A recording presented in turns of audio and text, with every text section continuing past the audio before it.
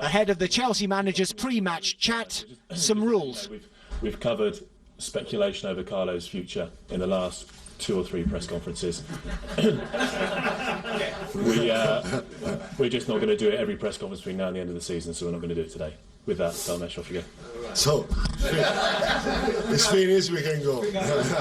Well, not quite. Where Ancelotti will be next season, still the hot topic. What impact do you think that will have on the players when you say, I've got no problem if I'm not here next season? No, I think that the player, they are a Chelsea player, they are professional, and they know very well that how I know that this is football, that sometimes the manager can change. They are working with me in this moment, maybe they will work with me in the future, maybe they don't work in the future with me, they will work with another coach. But they are professional players and they know this. Have you spoken to them about what might happen next season? Absolutely no.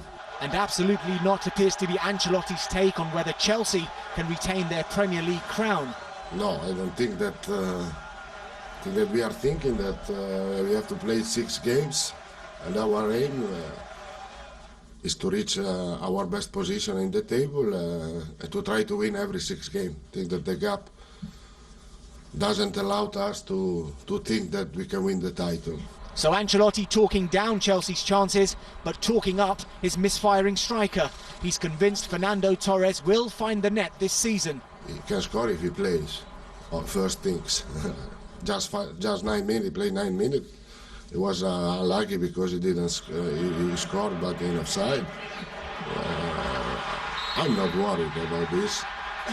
We have to be patient with him, maintain confidence. Will Torres start?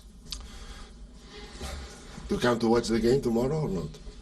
I'm not now. Oh, okay. Can you tell me now? I will send you a message before the game.